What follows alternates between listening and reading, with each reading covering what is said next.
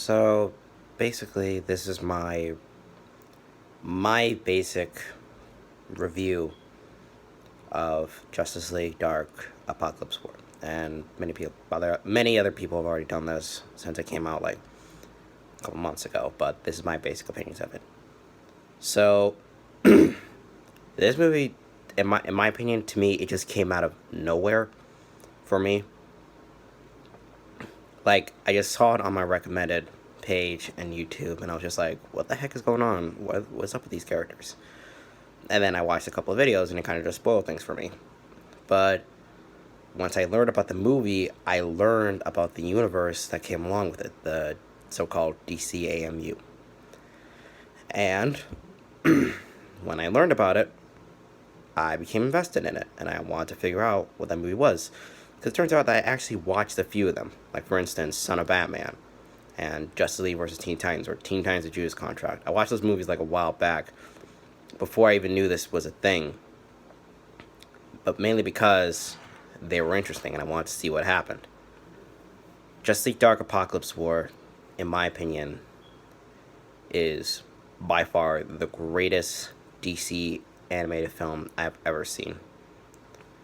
It's just filled with so much heart and action, and the deaths are, I'm not gonna spoil anything for you, but brutal. It was just dark, and to be honest, to me it feels like one of those movies like you watch and then you just never watch again, unless you're bored and you want to show it to your friends. By the way, it's just flat out amazing. And what I liked about it was how well was like the story. Like, everything with the characters just kind of meshed well together. And I was just really, and I just, there's so many twists that I could not comprehend. And it just made me, put me on the edge of my seat for like the entirety of the movie. Like, I wanted to see what happened next, no matter what. It was just upping the stakes more and more with each scene that was passing by. And to me, this movie, I'm going to keep saying this movie is like Infinity War and Endgame meshed into one final pack. Because Infinity War was the first part, and Endgame was the second part. But, like, this one is just both of those combined. Because literally at the beginning, there's no spoiler, literally at the beginning, they lose. They lose really badly. Like, Darkseid knows and about their plan, and they just lose right off the bat.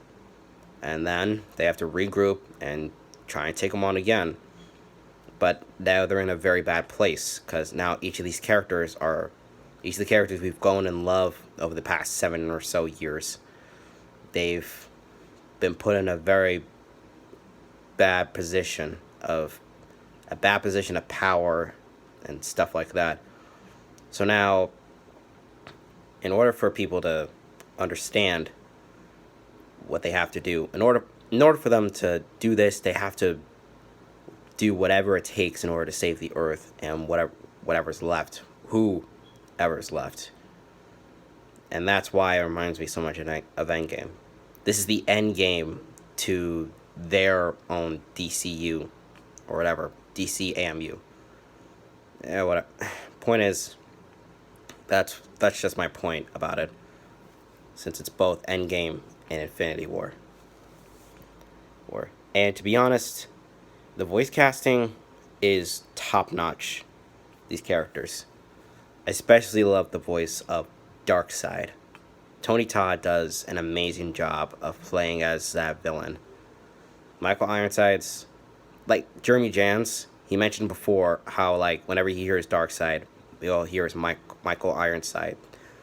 And to be honest, when I watched him, I could understand, because when I watched clips of the original Darkseid from the Superman anime series, I can understand, because he was, I guess you could say he was more threatening back then. But Tony Todd takes playing Darkseid to a whole other level of threat. So, yeah, voice casting was great. Dialogue was great. And there were many moments that, like, made me laugh.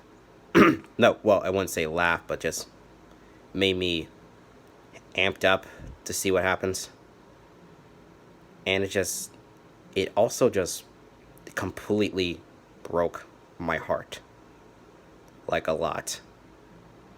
Seeing how everything went down and just have it with a downer ending, it broke my heart, and I just wanted to find out what happens next. Until then, they haven't mentioned what was going to happen next, but I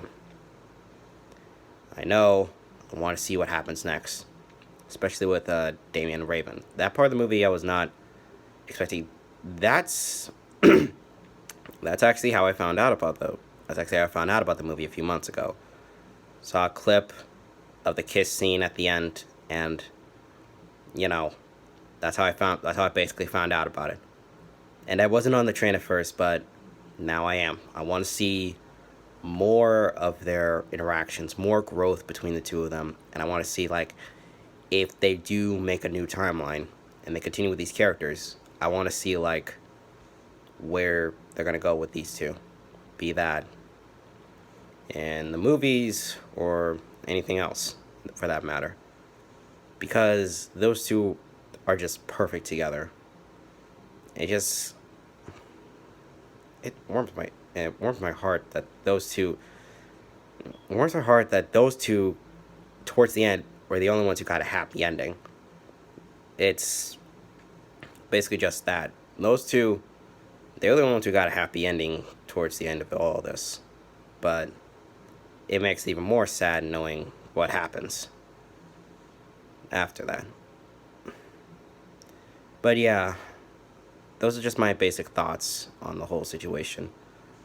My basic thoughts on the movie. I plan on making like maybe a second video talking about like give a critique on people's opinions about the movies and why I believe some of those critiques are a little bit flawed. Like, there's like a flawed reasoning. There's flawed reasoning in their opinions about the movie. That's not to say they're not justified about what happened in the movie. I'm just saying that some reasons that they hated on the movie were a little bit flawed. But I will touch on that if I do make like a second part to this. But either way, these are my 2 cents, and I'll see you guys next time.